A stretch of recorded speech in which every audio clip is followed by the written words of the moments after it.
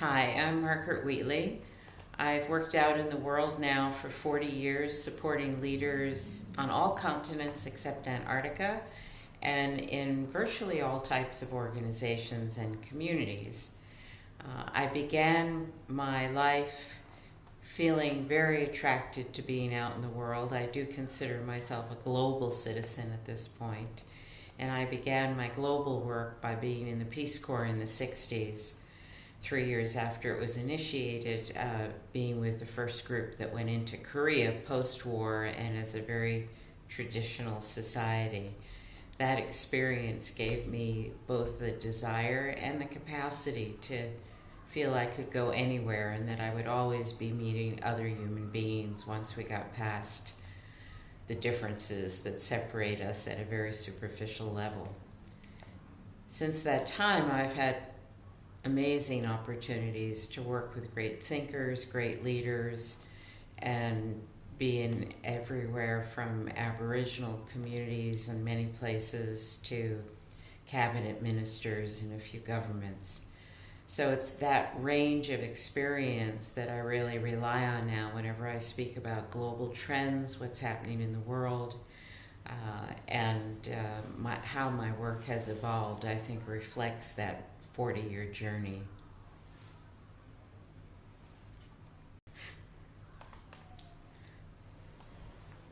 A number of people have noted, if they're reading all of my books, and I have 7 books by now, which is another shocking thing, um, how my thinking has evolved from my practice being out in the world. I started out with leadership in the new science, believing that if you presented the evidence and presented a stunningly good idea with results that were guaranteed to enhance productivity, motivate people, work to be more creative, to be more committed to the organization. My belief at that time, this is 21 years ago, 22 years ago I'm speaking about, was quite innocent. It was the belief that good ideas, well presented, will change the world. Well, I've had 22 years of disappointment with that, and but it's learning. It's not so much disappointment as it is learning. What I've learned is that when you're changing at the level of a worldview, a mental model, or a paradigm, whatever you want to call it, people do not accept the evidence.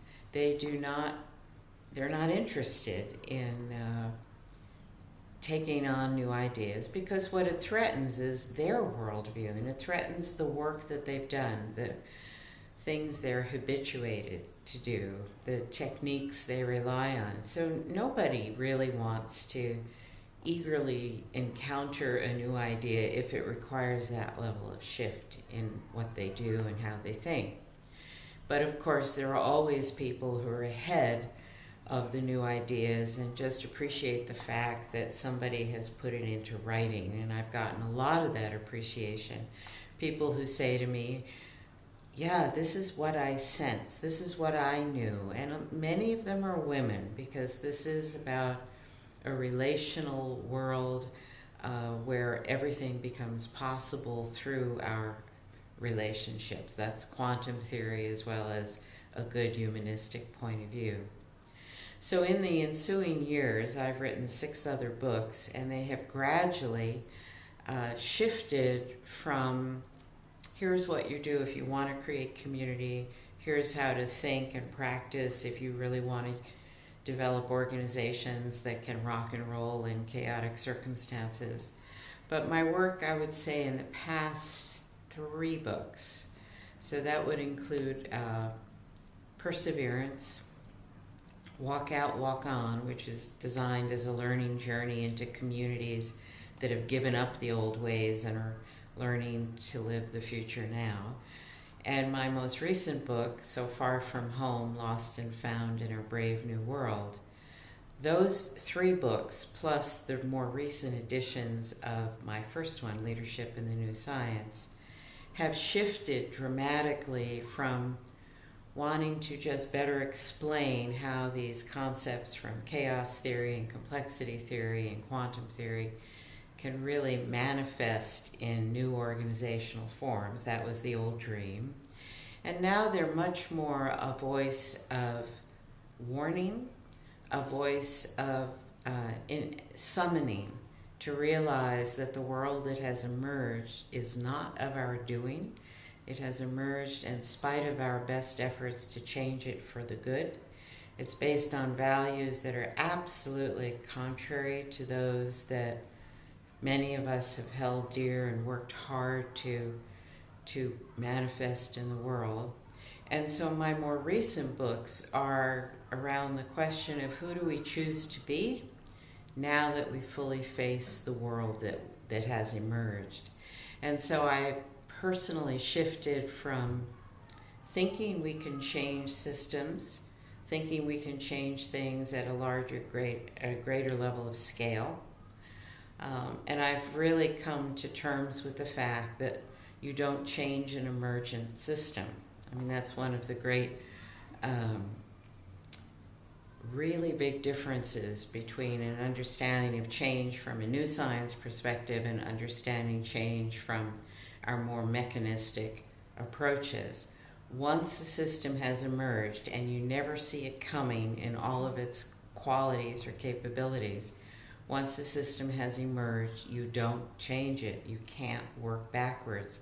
This is where reductionism just fails completely. What happens with an emergent system is that its power is far greater than the individual parts that gave rise to it.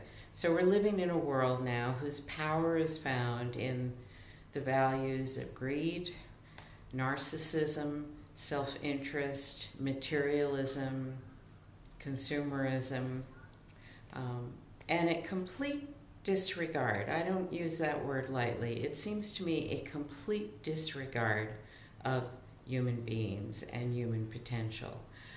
The organizations that I observe, the governments that I observe, the people that I support, even if they're doing great work and they have a lot of evidence that they are achieving really good results, these programs can be swept away in an instant by our most vile politics. And I'm not just speaking of America. I mean, it's the great tragedy that this move to abolish good social welfare programs in the name of austerity measures is a complete disrespect and disregard for the future and for the citizens of these different countries. So in the face of seeing that and seeing it over and over again and working with the people who had these great programs and who are now devastated by the inherent disrespect for their efforts, or the invisibility of their efforts, or the not caring for their efforts. It's in the face of that that I wrote a book called Perseverance, which is a moment-to-moment, day-to-day guide to how we don't get drowned out by the meanness, the criticism, the setbacks, the failures, and how we truly become people who persevere, not because our values and practices are common now. In fact, they stand up in great contrast to what is. But it's because we are the people, as one of my teachers said, it's just our turn to serve the world. That's really been, I think, the fundamental shift in my own work, and it's very clearly expressed in my newest book so far, From Home, Lost and Found in Our Brave New World, because in that book I'm asking us to go deeply into what is, to see it without the blinders of denial, and to accept what I consider to be a much more noble role for ourselves, that of warriors for the human spirit. Can we be the people who aren't going to change this emergent system? I would like us to take our energy from that effort, because it's horribly disappointing, and I have been there many times, and I work with people who are still trying to turn things around at the systems level. I no longer believe that's possible. I do believe what's possible is that we make a commitment to practice the values that we cherish, the practices that we know support other people's creativity and commitment, and that we be leaders of this. It is a counter force, it's a counter-revolution. I don't think it's going to change the dominant system. Some people still do, but I don't.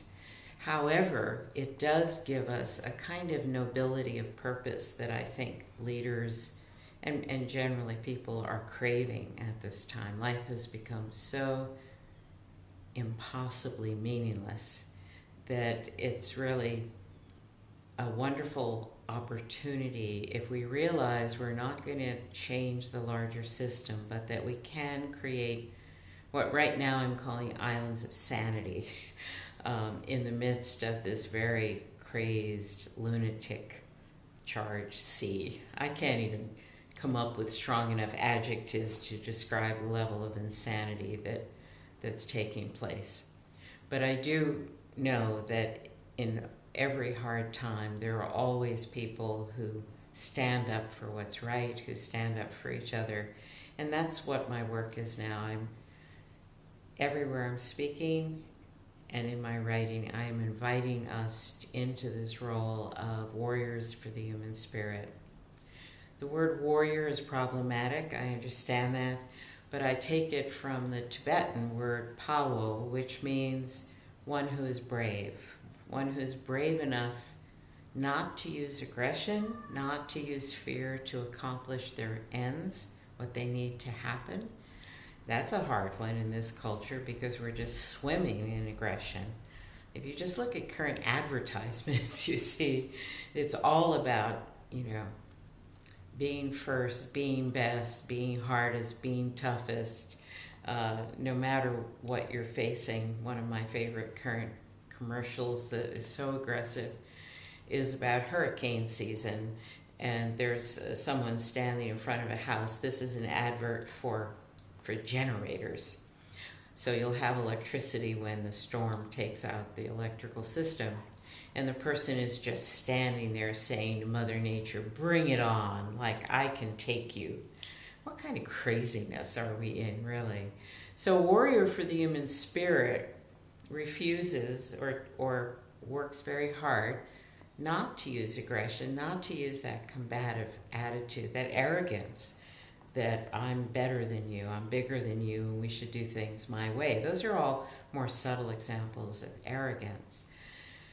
But we not only commit to trying to work together using generosity and compassion and insight, but we also base our own struggles, our own bravery on our beliefs about human goodness and what people are, which I think, we've lost completely any sense of our deeper human capacity, such as compassion and generosity. And in this day and age, there's more than enough examples of mean-spiritedness, greed, dishonesty, etc., etc. However, we have to be the ones who believe that other people are as motivated by good qualities as we are. I have found in my work with leaders, this started with leadership in the new science, is that what do you believe about the people who work for you? Do you believe they are as capable, as creative, as committed as you, the leader, are? Because if you don't believe that they're just like you, then you will act as we see most leaders acting these days, with arrogance, superiority, elitism.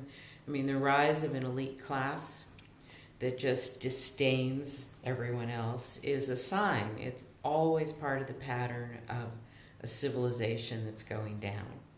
And I think I observe this everywhere, and I observe it in too many leaders, the belief that I'm in this for myself, and I'm just going to take what I can, I'm going to have a good life, because other people really aren't as good as me. And I like to say it that boldly, because I think that really is what's going on. Now, those of you who are even watching this, I would assume, are of the other variety, where we really understand that people are worth struggling for, they're worth trying to become an effective leader for. But the current climate for leadership is not that. The current climate is that people need to be controlled, they need to be distrusted, they need to be monitored, they need to be measured. I mean, how else can you explain this burgeoning bureaucracy that's going on right now everywhere, where people are just under the burden of more and more reports, more and more measures that don't make any sense, and that kind of meaninglessness now pervades most workplaces, the overly bureaucratic ones. And for me, that's just another testimony to the fact that we've gotten engaged in organizing processes that are based on a profound, enduring distrust of people. And so we need to be controlled. That's my base explanation for why there's so much, such an exponential increase in bureaucracy and bureaucratization. And it's driving people crazy, and we're becoming cynical, we're becoming robotic. We don't find meaning at work nearly as much as we did. I personally, going back to the trajectory of my work, I feel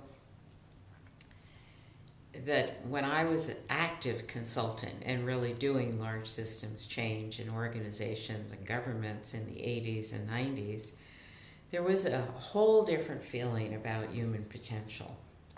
And then we had the human potential movement, but I'm just speaking about it in terms of leadership, that we, leaders, at least enough of them to encourage us who were consulting, really did want to create robust workplaces where people were engaged and where people felt creative, because they knew that that yielded good results. But that's disappeared. That disappeared around 9/11 in my own perception, and we just clamped down on people, and we're just clutched in its culture of fear and aggression. So it becomes increasingly difficult for good leaders who knew what to do, to even do it now. And I think that's one of the dilemmas of leadership right now, is there isn't enough space, there isn't enough room, there isn't enough acceptance of doing the things that more experienced leaders know work best if you want to motivate people and if you want to create innovative workplaces. So I now think, and I try to encourage those leaders who do know better and newer leaders, that in using any of these processes which engage people, which rely on people, this is counter the culture. It's a revolutionary act. And therefore, so if I put this together, we're not going to change the larger system, but we certainly can stand up and do what we can where we are with the resources we have in order to create these islands of sanity. They're islands of possibility. They're islands where people's relationships with one another are healthy again, where it feels good to work together again, and where we can be creative. But I put a big barrier up to our thinking that if we do this right, we're going to turn this world around, because there's no evidence to support that. Absolutely no evidence. In my own work with leaders these days, I am strongly encouraging, I would say even insisting, that they pay attention to three things and only three things. And the first is to pay exquisite attention to relationships. This is the fabric, the means for us to persevere, for us to enjoy whatever work we're doing, no matter what happens, you know, in the larger sea of insanity that I portrayed. And we still, in our hurried lives, we are so overly distracted these days that we're operating, this culture operates as a great centrifuge extractor in which we are being separated. What was, you know, a centrifuge machine takes what is formally together and separates it through speed. And I think that's what's happening in this culture. So paying attention to relationships as the first responsibility of the leader, because that gives you the means to do good work. That gives people enough sense of confidence, trust. We get away from this knee-jerk blaming individuals of not being willing to take risks because there's so much blame, just looking for people to pin it on. So that's the first thing, is to pay exquisite attention to relationships. The second one is, again, very simple, but it feels always bizarre to me to have to say this, which is we need to restore thinking to the workplace. We need to come together in regular, informal, non-agended meetings that are reliable. They don't go away when things get too busy or a crisis hits. But we need to come together and just problem solve together. I mean, we're dealing with complex problems. They require a variety, a diversity of viewpoints. They require time. You know, my favorite quote of the month is, "The cause of problems is solutions." That's from the old radio TV announcer Eric Severeid, so it's probably from the 70s. But it's true that the cause of problems is solutions, or our short-term solution, our instant fixes, are not wanting to deal with anything in terms of even more than 3 months. I mean, just look at the US budget process or the EU's budget process right now. It's absolutely ridiculous. So we need to be the ones in these islands of sanity who are restoring thinking. It doesn't take much. It just takes hospitable space, reflective time enough, and welcoming people into this, what is for some people a new experience. For us old ones, it's a remembered experience of what it feels like to sit there and figure things out together. So that's a hugely important aspect of leadership these days, and it takes a lot of courage to start, because people will say, "Well, I'm too busy," but in fact that's further evidence that you need to gather people together on very regular bases to think together about what's up, what are our current issues, problems, crises, whatever. The third non-negotiable demand that I'm making of leadership these days is to have a personal practice for reflection. And a personal practice for reflection is a way of garnering a sense of peacefulness. Without that, we just get eaten alive. I work with a number of senior leaders in the national park system, and dealing with the incoherence and the brutality and the viciousness of Washington politics requires a level of internal strength and calm and being able to access your own integrity, your own peacefulness. Well, you don't get that out in the world. You get that from some form of regular practice in which you are quieting the mind, or being in nature, or walking your dog, or doing a sport that's high involvement, but something that gives you a sense of balance, groundedness, centeredness, and therefore peacefulness. So those are my three demands on leaders today: that personal practice, restoring thinking, and therefore great teamwork, and keeping your eye as the leader on what is the quality of relationships, and where are we getting in trouble with each other, where are we succumbing to this culture of blame rather than actually being interested in why somebody did something terribly stupid just a few days ago or whatever. So those are the three things that I think, I know, I've seen it give us great capacity again. So those are my three remedies, or my three possibilities for creating these islands of sanity. Okay. One of the resources I would like you to know about is my website, which for many years has been my own attempt to make my materials available mostly for free. So it contains just about every article I've written. There are also DVDs for sale, and you can learn about my new books as they happen. You can also check out my schedule and see where I am. Sometimes I have to check it out myself, but primarily it's just a good library. It's a good resource if you're interested in what I've written. It's up there. You can download it for free. It's no big deal, and I will continue to do that.